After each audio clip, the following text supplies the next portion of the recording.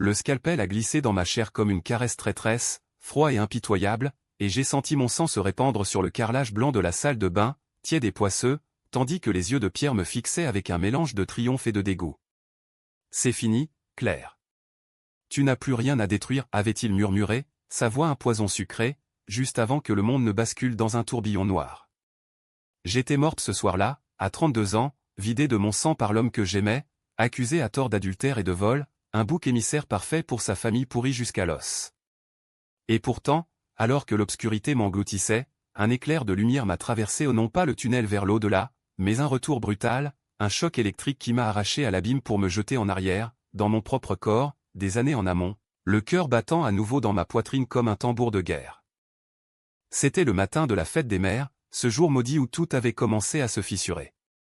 Paris s'éveillait sous un ciel plombé de mai, les rues du Marais bruissant déjà des klaxons impatients et des odeurs de croissants frais qui s'échappaient des boulangeries.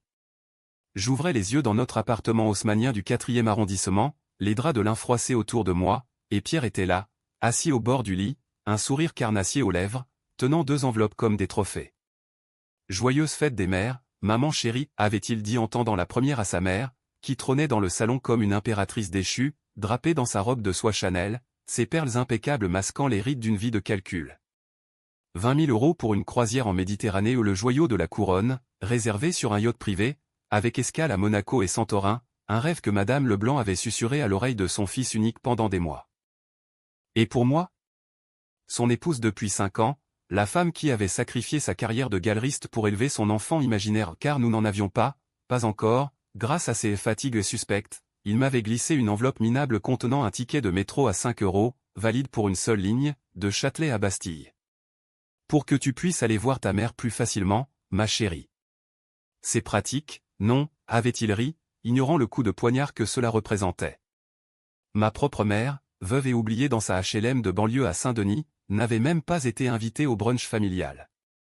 J'avais souri, avalé la bile, parce que c'était ainsi avec les Leblanc, une hiérarchie impitoyable où l'épouse n'était qu'une vassale, un accessoire pour polir l'image de Pierre, golden boy de la finance chez BNP Paribas, et sa mère, veuve acariâtre qui régnait sur l'héritage familial comme une araignée sur sa toile.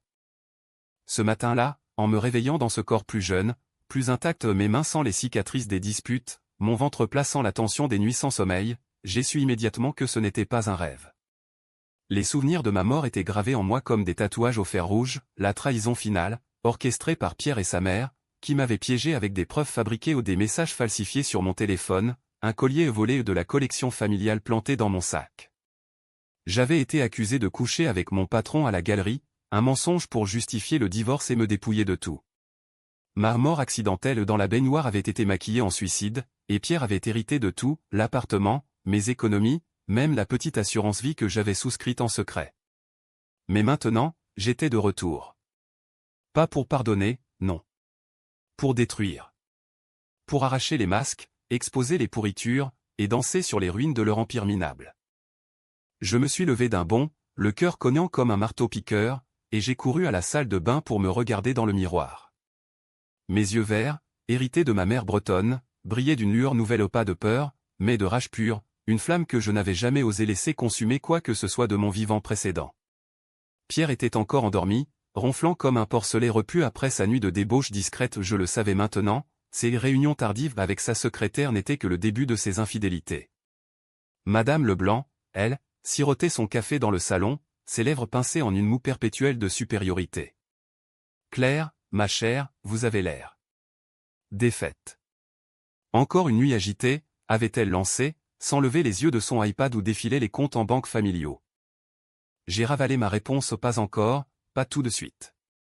La vengeance, c'est un art français, après tout, lent, raffiné, impitoyable comme un vin rouge qui empoisonne goutte à goutte. J'ai commencé par observer, par me souvenir.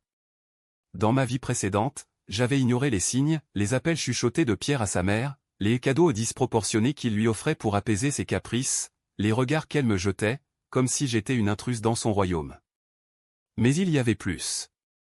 Un secret enfoui, que j'avais découvert trop tard, lors de l'enquête post-mortem menée par un détective privé que j'avais engagé dans un sursaut de paranoïa. Le père de Pierre n'était pas mort d'une crise cardiaque, comme on l'avait raconté. Non, Madame Leblanc l'avait empoisonné un lent dosage d'anticoagulants dans son vin, pour s'emparer de l'héritage des vignobles bordelais et des actions en bourse. Pierre savait, bien sûr. Il avait couvert pour elle, son idole, sa complice. Et moi, l'outsider, j'avais payé le prix pour leur maintenir dans le luxe. Aujourd'hui, je n'étais plus l'idiote naïve. J'ai enfilé ma robe noire préférée, celle qui faisait jalouser Madame Leblanc à chaque dîner, et je suis descendu dans la cuisine. Pierre, chéri, ai-je dit d'une voix mielleuse, en posant le ticket de métro sur la table comme une relique maudite. C'est touchant. Vraiment. Mais dis-moi, as-tu pensé à maman? La mienne, je veux dire. Il a cligné des yeux, surpris par mon ton dans ma timeline originale, j'aurais pleuré ou supplié. Bien sûr, Claire. On ira la voir un de ces jours. Un de ces jours. Le mensonge qui avait miné notre mariage. Le brunch s'est déroulé comme un théâtre absurde, foie gras et champagne d'homme Pérignon pour la vraie mère, tandis que je grignotais un croissant sec en écoutant Madame Leblanc vanter sa croisière.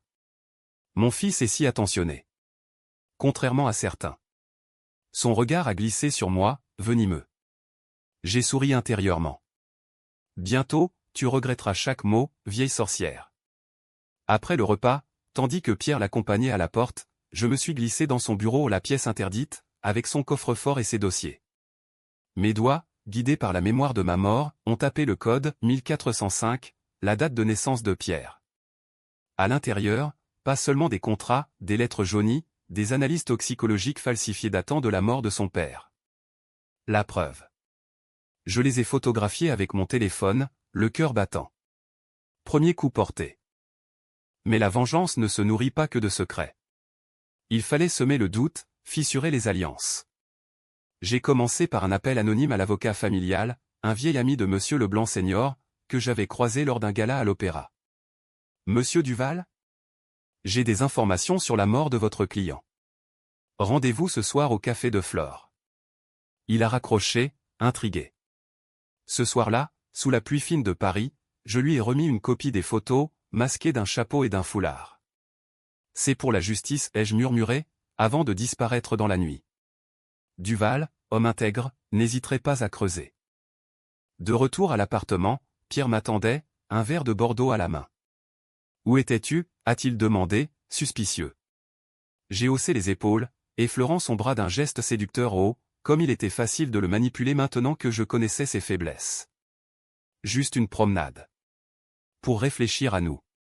Il a mordu à l'hameçon, me tirant vers la chambre. Cette nuit-là, tandis qu'il dormait, je fouillais son téléphone, message codé à sa secrétaire, Amélie, des virements suspects vers un compte offshore. Deuxième coup, j'ai forwardé les preuves à son patron chez BNP, via un email anonyme depuis un cybercafé du quartier latin. Votre Golden Boy détourne des fonds. Vérifiez. Les jours suivants ont été un délice de tension montante. Madame Leblanc a appelé en panique, Duval l'avait contacté pour un rappel sur l'héritage. Pierre, pâle comme un linge, a reçu une convocation interne à la banque. Et moi? J'étais l'épouse parfaite, cuisinant des dîners exquis, riant à leurs blagues forcées. Mais intérieurement, je bouillonnais. Une décision m'attendait déjà, la première vraiment controversée, devais-je impliquer ma propre famille? Ma mère, si fragile, méritait-elle d'être exposée à ce chaos? Non. Mais pour ancrer ma résolution, je lui ai rendu visite à Saint-Denis, lui apportant non un ticket de métro, mais un chèque de 5000 € tiré de mon compte personnel, avant que Pierre ne le vide. Ma fille, qu'est-ce qui t'arrive? A-t-elle demandé, les yeux humides. Rien, maman. Juste que je me réveille enfin. La première fissure majeure est survenue une semaine plus tard. Pierre a été suspendu de son poste, accusé de fraude mineure. Mes preuves avaient suffi pour lancer une enquête. Il est rentré ivre, me hurlant dessus, c'est toi, hein? Toujours à comploter derrière mon dos. J'ai nié, les larmes aux yeux à actrice née de la douleur. Madame Leblanc, en visite surprise, a pointé un doigt accusateur, cette bretonne vulgaire n'a jamais été à la hauteur. Divorçons-la, Pierre. Reprenons le contrôle. Ah, le contrôle. C'était leur mantra, leur poison. Cette nuit-là, seul dans la chambre d'amis, j'ai tracé mon plan plus grand, infiltrer leur cercle social, les aristocrates du 16e arrondissement qui les adulaient pour leur faux vernis. Un gala à l'hôtel de Crillon m'offrait l'occasion parfaite. J'ai acheté une robe Dior d'occasion en rouge sang, pour symboliser ce qui viendrait. Au gala, sous les lustres de cristal, j'ai dansé avec les requins de la finance, glissant des ragots subtils, avez-vous entendu pour les Leblanc? Des rumeurs sur un empoisonnement. Les murmures se sont propagés comme un feu de paille. Pierre, présent avec sa mère, a blêmi en voyant les regards fuyants. Moi, j'ai trinqué avec Duval, qui m'avait reconnu mais gardait le silence, un allié involontaire. La soirée s'est terminée par une scène, Madame Leblanc, ivre de rage, m'a giflé dans les toilettes. Sale petite intrigante. J'ai essuyé le sang de ma lèvre, souriant, vous n'avez encore rien vu, madame. Les semaines suivantes ont été un balai macabre de mensonges et de demi-vérités, où Paris elle-même semblait conspirer avec moi, ces avenues larges comme des artères gonflées de secrets, ces cafés enfumés abritant des informateurs improvisés. J'avais 48 ans de sagesse condensée en 32 ans de chair, et chaque regard sur Pierre me rappelait pourquoi je haïssais, son sourire de requin, ses mains qui m'avaient caressé puis poignardé. Il passait ses journées à téléphoner à des avocats, à supplier sa banque de le réintégrer, tandis que Madame Leblanc, recluse dans son hôtel particulier du 7e, ourdissait des contre-attaques. Elle avait engagé un détective privé ou ironie du sort, le même que j'avais utilisé dans ma vie précédente pour me surveiller. Mais je le savais, j'avais anticipé. J'ai semé de fausses pistes, des rendez-vous fictifs avec un amant imaginaire, des achats en ligne de lingerie coquine livrée à l'appartement. Laissez-les croire que je craque, que je deviens la putain hystérique qu'il décrivait. Un après-midi pluvieux, alors que je sirotais un espresso au Procope, le plus vieux café de Paris, témoin de révolution passée, mon téléphone a vibré. Un message anonyme, rendez-vous ce soir. Le secret de Leblanc. Un ami. C'était Duval, bien sûr, avec des copies d'analyses toxicologiques authentiques qu'il avait exhumées des archives médicales. Nous nous sommes retrouvés dans un bar discret de Montmartre, sous les yeux peints de Picasso. Claire, c'est plus grave que je ne pensais, a-t-il murmuré, étalant les documents sur la table collante. Le père de Pierre avait ingéré des doses massives de warfarine, masquées en traitement pour son cœur fragile. Madame Leblanc avait falsifié les ordonnances via un médecin complice, mort depuis d'un accident de voiture. Et Pierre? Il avait hérité non seulement de l'argent, mais d'un silence coupable, il avait trouvé les flacons vides et les avait jetés, protégeant sa mère pour un chantage éternel. C'est suffisant pour rouvrir l'enquête, ai-je demandé, la voix tremblante au nom de peur, mais d'excitation. Duval a hoché la tête. Avec ça, oui. Mais c'est dangereux. Elle est connectée, Claire. À la police, au juge. Dangereux? J'avais déjà dansé avec la mort. J'ai scellé notre pacte d'un café brûlant, et cette nuit-là, j'ai envoyé les scans à un journaliste du Monde, une femme que j'avais rencontrée lors d'un vernissage, Élodie Moreau, plume acérée, spécialisée dans les scandales financiers. Pour publication anonyme, ai-je écrit. La vérité mérite la lumière. La tempête a éclaté 3 jours plus tard. Le Monde titrait en une, l'héritage empoisonné des Leblanc, un meurtre maquillé en crise cardiaque. Les photos granuleuses de Madame Leblanc au tribunal d'instance, les analyses citées, les témoignages de domestiques anciens qui se rappelaient des disputes nocturnes. Pierre m'a affronté dans le salon, le visage déformé par la fureur. C'est toi. Toi et tes manigances de petite bourgeoise. Tu vas payer pour ça. Il m'a attrapé par le bras, ses ongles s'enfonçant dans ma peau comme des crocs. Pour la première fois depuis mon retour, j'ai senti la peur pas pour moi, mais pour le futur que je remodelais. Et si je perdais le contrôle? Et si cette vengeance me transformait en monstre pire qu'eux? Mais non. J'ai repoussé sa main, le fixant droit dans les yeux. Payer?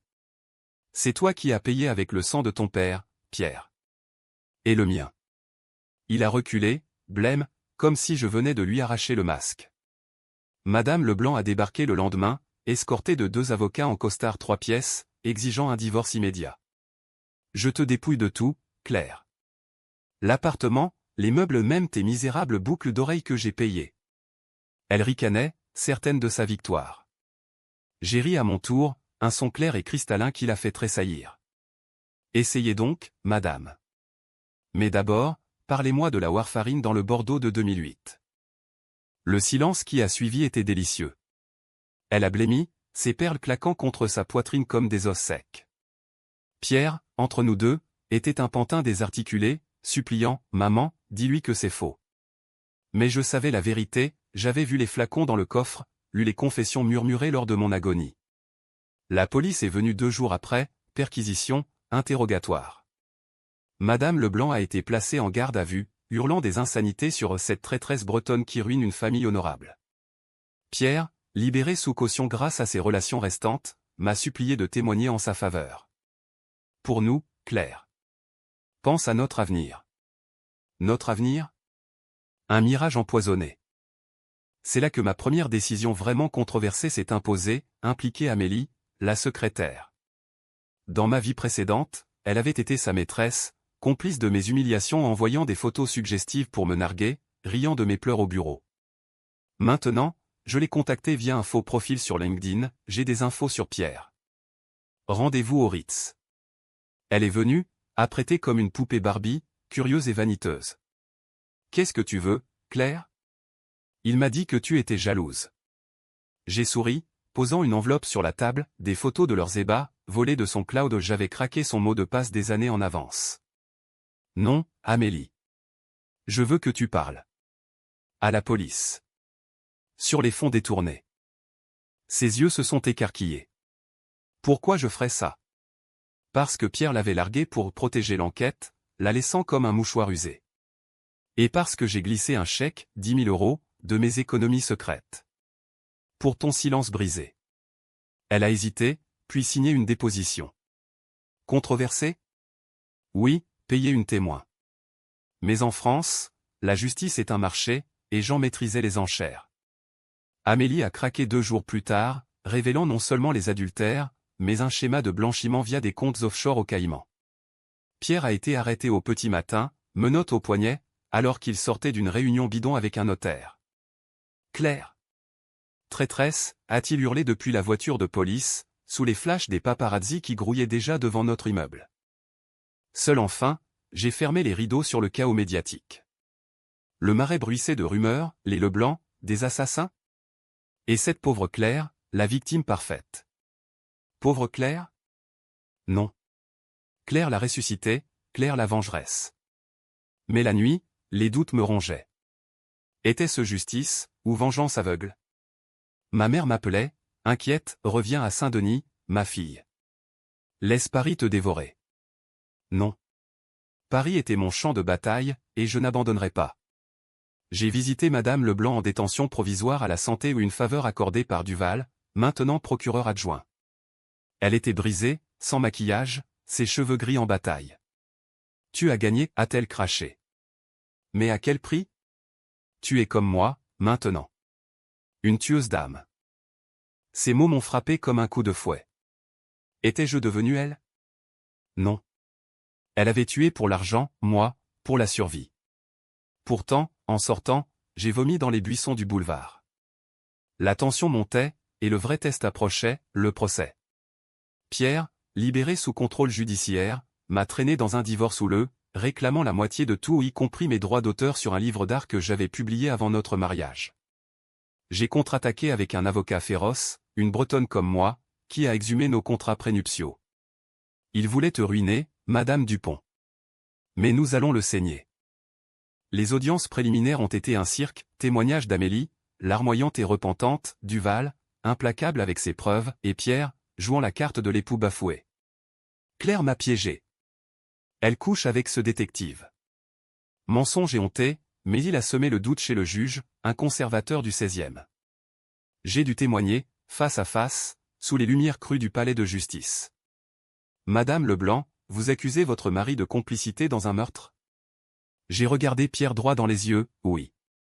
Et il m'a trahi comme il a trahi son père. Le silence de la salle était assourdissant.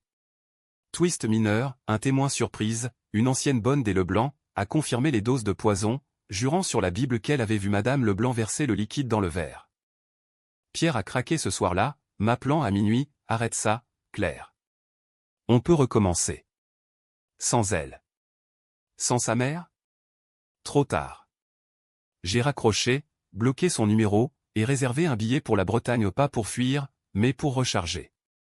Là-bas, chez ma mère, face à la mer déchaînée de Quiberon, j'ai pleuré pour la première fois depuis mon retour. Pas de joie vengeresse, mais de deuil pour la femme que j'avais été, confiante, aimantes, brisées par leur venin. Reviens plus forte, a dit ma mère, serrant ma main. Je l'ai fait. De retour à Paris, j'ai lancé l'offensive finale, une interview exclusive avec Élodie Moreau. Je suis la survivante d'une famille toxique, ai-je déclaré à la caméra, dans un studio du 8e. La vengeance? C'est révéler la vérité, même si elle brûle. Le article a explosé, 1 million de vues en 24 heures. Madame Leblanc a tenté le suicide en cellule ratée, mais symbolique. Pierre, acculé, a plaidé coupable pour fraude, évitant le meurtre mais perdant tout, job, fortune, dignité. Et moi? J'ai récupéré l'appartement, vendu les meubles Leblanc aux enchères, la robe Chanel de Madame a fait un scandale, achetée par une drag queen militante. Mais la tension culminait, une lettre anonyme glissée sous ma porte. Tu crois que c'est fini? On sait pour ton retour au point. Mon sang s'est figé. Était-il au courant de ma réincarnation? Ou juste une blague? La lettre m'a hanté comme un fantôme de l'opéra, ces ombres qui murmurent dans les couloirs sombres de Garnier. Était-ce Pierre, tapi dans un hôtel miteux de Belleville, complotant sa revanche? Ou un allié de Madame Leblanc, ses cousins provinciaux qu'elle manipulait depuis Bordeaux? Paris, ville des Lumières, se muait en labyrinthe d'ombre pour moi, chaque passant un potentiel traître, chaque klaxon un avertissement. J'ai renforcé mes défenses, serrure changée, alarme installée, et un pistolet illégal, mais hérité d'un oncle marin breton, chargé et caché dans le tiroir de la commode. Controversé?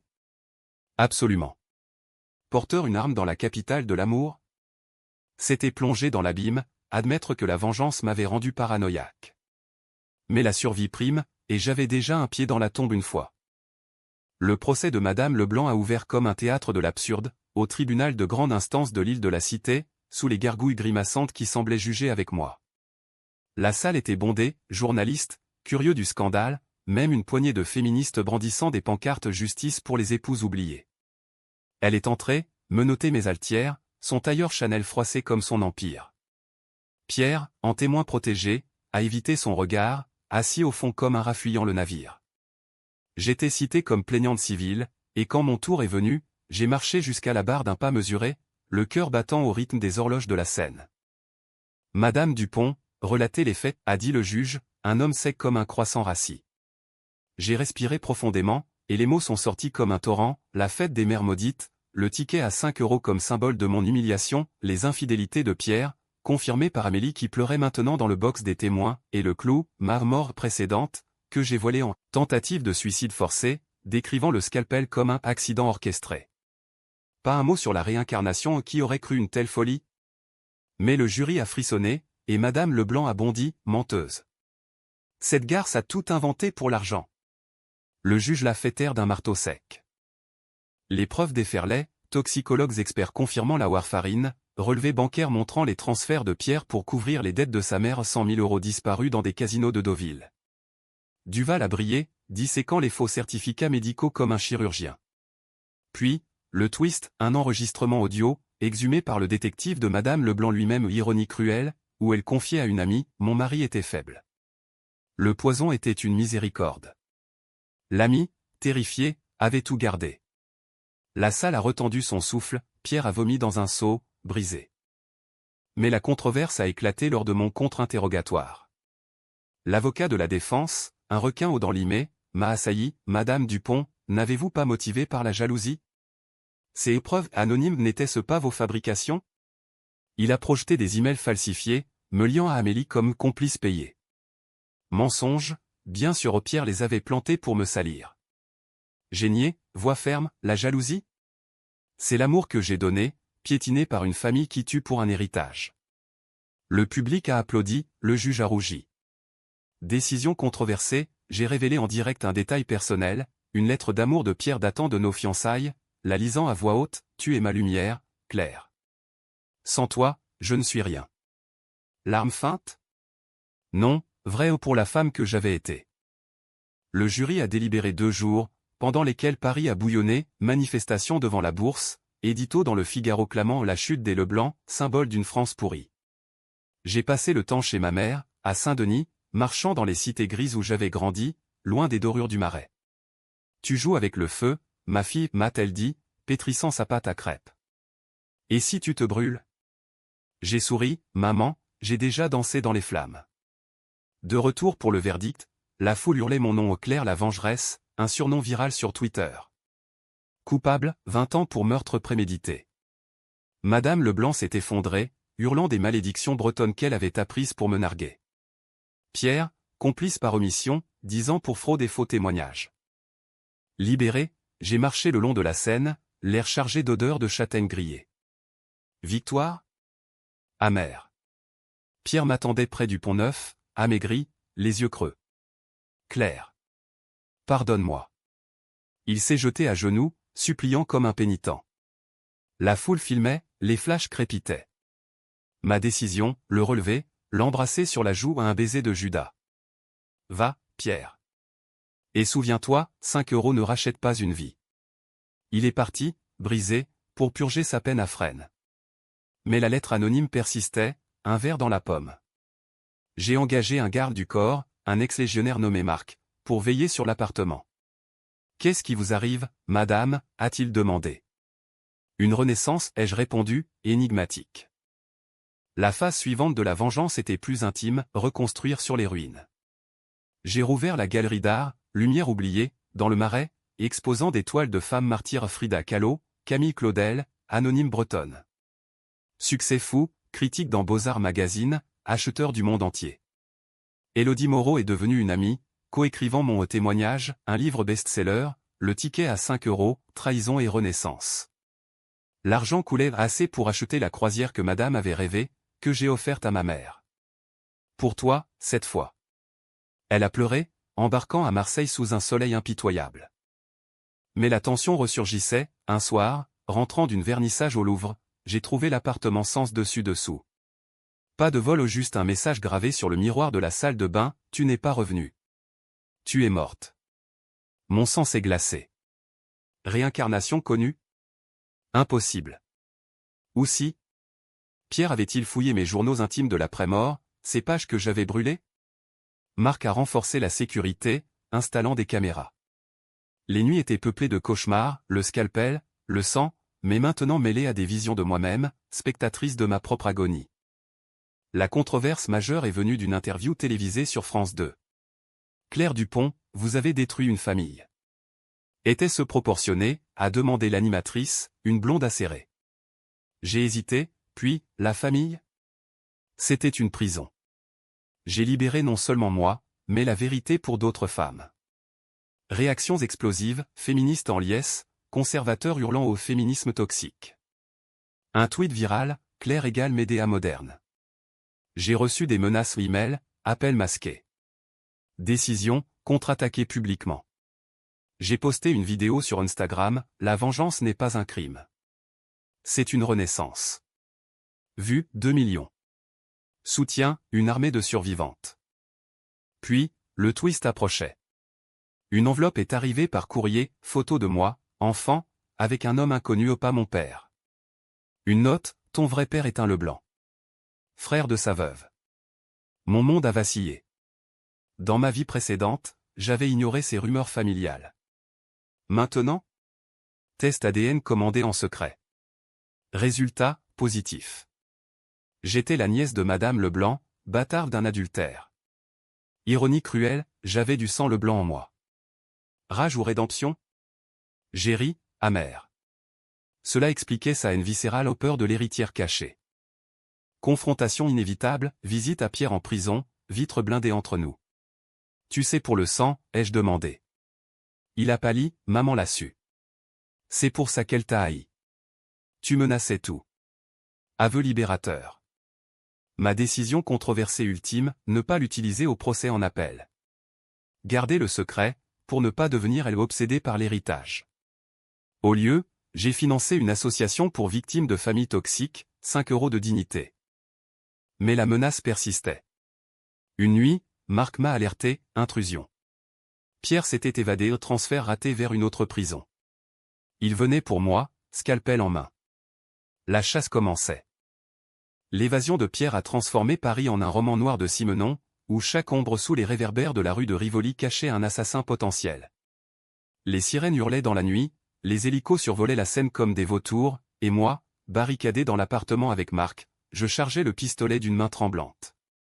Il ne s'arrêtera pas, madame, a grogné l'ex-légionnaire, vérifiant son Glock réglementaire. Les types comme lui, une fois lancés, c'est la vendetta jusqu'au bout. Vendetta. Le mot italien sonnait faux dans ma bouche française, mais il collait, œil pour œil, 100%. J'avais réincarné pour ça, non? Pour clore le cercle dans une gerbe de balles, au lieu d'un filet d'eau rougie. Les flics ont fouillé le quartier, contrôle d'identité aux terrasses de café, barrage sur le périphérique. Moi, je n'attendais pas. J'ai activé le réseau, Élodie pour les scoops, Duval pour les fuites policières, même Amélie, repentie, qui jurait, s'il te touche, je le tue moi-même. La ville bruissait de ma légende Claire la ressuscité traquée par son monstre d'ex. Tweet fusait, vengeance Claire, avec des mèmes de moi en armure, scalpel à la main. Controversé? La presse spéculait, la victime devenue justicière ou vigilante? Un édito dans Libération, Dupont incarne le féminisme radical, droit à l'autodéfense mortelle. La première nuit a été un supplice, bruit de pas dans l'escalier, ombre fugace aux fenêtres. Marc montait la garde, silhouette massive dans le salon, tandis que je revivais ma mort en boucle le scalpel, ses yeux triomphants. À l'aube, un appel, ma mère, paniquée. Il est à Saint-Denis. Les voisins l'ont vu près de l'église. Pierre, le chasseur, traquait mes faiblesses. J'ai sauté en voiture, une Renault cabossée prêtée par Marc, filant vers la banlieue sous un ciel laiteux. Saint-Denis, mes racines grises, contrastaient avec le Paris doré des Leblanc HLM tagués, marché à l'odorant, gamin au ballon qui me regardait comme une star déchue. Je l'ai trouvé près du Stade de France, silhouette voûtée sur un banc, barbe naissante, yeux rougis par l'alcool. Il m'a vu approcher, et un sourire tordu a étiré ses lèvres. Claire. Ma revenante. Il savait. Comment? Tes cauchemars, tu marmonnais des trucs fous avant de mourir. Sur la réincarnation. J'ai cru à la folie, mais maintenant. Il s'est levé, une seringue à la main au sédatif volé en prison, ou pire? Marc surgit de l'ombre, le plaquant au sol. Lutte féroce, point, juron, le couteau de Pierre pas un scalpel, mais un opinel rouillé entaillant l'épaule de Marc. J'ai visé, le pistolet lourd dans ma paume. Arrête, Pierre. C'est fini. Mais il a ri, du sang coulant de sa lèvre fendue. Fini? Tu as mon sang en toi, nièce. Maman l'a su, elle t'a haï pour ça. Et moi? Je t'ai aimé, au début. Puis tu es devenue elle une empoisonneuse d'âme. Ces mots m'ont transpercé. Amour? Un leurre. J'ai pressé la détente au clic, Miss Fear. Panique. Il s'est relevé, bondissant comme un loup. Marc l'a ceinturé, mais Pierre l'a mordu, bestial. Ma seconde chance, bang. La balle a effleuré son épaule, le clouant au bitume. Sirène lointaine. Il a rampé vers moi, suppliant, tue-moi, Claire. Finis-le. Tentation. Décision controversée, non. Laissez la justice l'achever, pas devenir la meurtrière.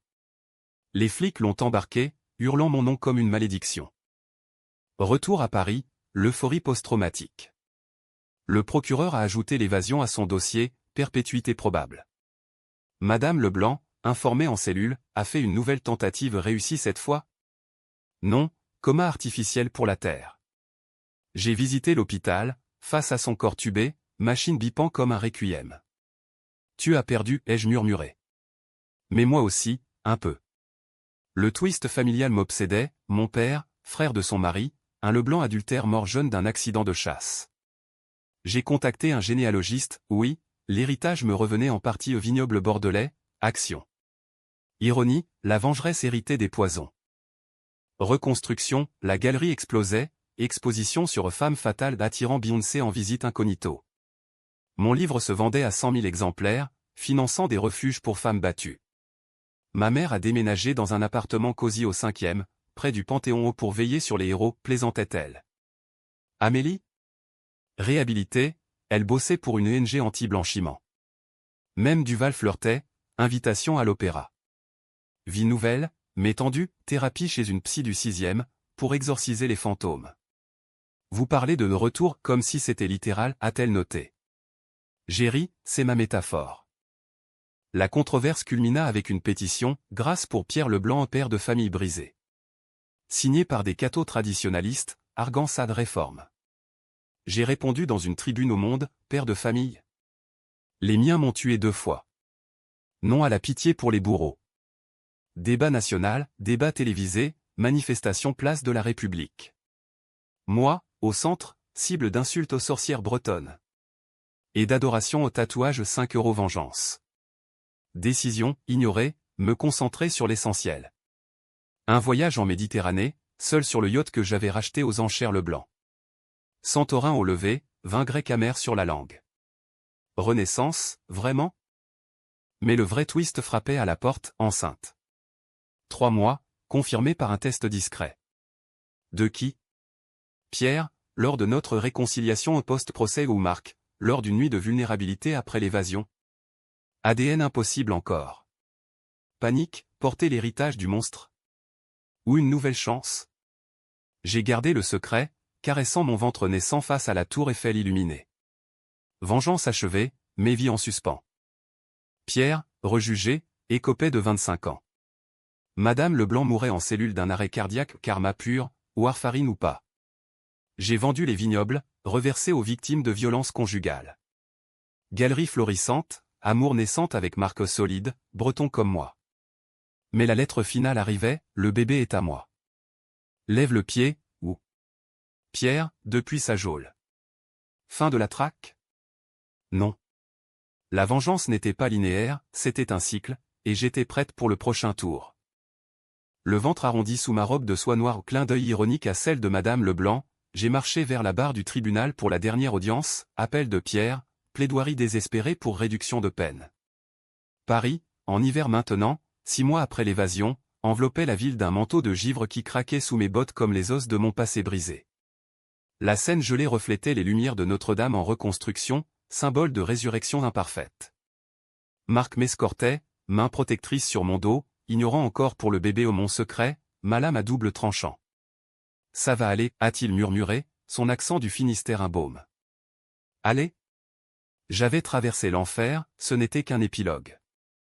La salle d'audience puait le désespoir rance, Pierre, amaigri en combinaison orange, chaîne aux chevilles, fixait le vide. Son avocat, un genou inexpérimenté, balbutiait sur la rédemption paternelle mensonge, car pas d'enfant connu, mais il visait le mien, via des rumeurs glanées en prison. Le juge, femme cette fois ou une magistrate du 9e, aux yeux d'acier, m'a appelé, Madame Dupont, votre déclaration finale. J'ai approché, le micro froid contre mes lèvres gonflées par la grossesse. Pierre Leblanc m'a tué une fois. Pas physiquement, d'abord avec des cadeaux empoisonnés, des silences assassins, un ticket à 5 € qui valait 1000 humiliations. Puis, il a comploté ma fin. Aujourd'hui, il menace mon avenir. Silence. J'ai posé une main sur mon ventre, ce bébé n'est pas le sien. Mais s'il l'était, je ne lui laisserai pas l'héritage d'un meurtrier. Murmure. Pierre a bondi, mensonge. C'est mon enfant, et tu me le voles. Le juge l'a fait taire. Preuve nouvelle, enregistrement de ses appels en prison, où il jurait de la retrouver et de l'ouvrir comme une pastèque. Le jury mixte, fatigué par les scandales, a délibéré 1 heure. Rejet de l'appel. Perpétuité effective. Pierre s'est effondré, sanglotant, clair. Je t'aimais. Amour? Un mot vide. En sortant, la foule m'a acclamé au féministe, voisin du Marais, même ma mère, venue de Saint-Denis avec un bouquet de chrysanthèmes bretons. Ma fille, la lionne. Dehors, flocons dansant, j'ai vomi une nausée matinale, ou purge finale.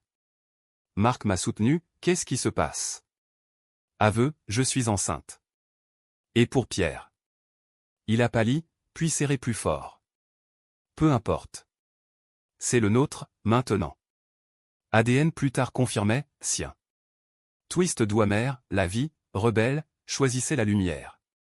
Pas de monstre en gestation, mais un espoir fragile. J'ai nommé le bébé en secret, lumière, pour contrer les ombres Leblanc. Épilogue en apothéose, printemps suivant, naissance à la maternité Port-Royal, cri perçant l'air comme une déclaration de guerre gagnée. Ma mère, Élodie, Amélie mon nouveau cercle, sororité forgée dans le feu. La galerie hébergeait une expo Renaissance, mes toiles, inspiré de rêves post-réincarnation, toile sombre de sang et de lumière. Vente record, don de 10% au refuge. Pierre? Suicidé en cellule 3 mois après de pilules avalées, écho à son père. Madame Leblanc morte, son fantôme dissipé. Justice poétique, ou trop cruelle?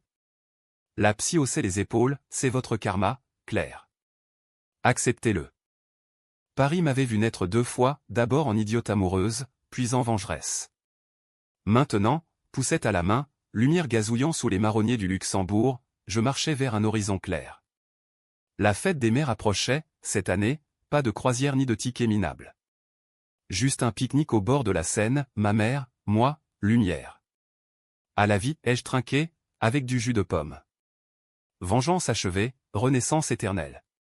Mais au fond, une étincelle persistait, et si un nouveau trahison pointait? Non. J'étais prête. Toujours.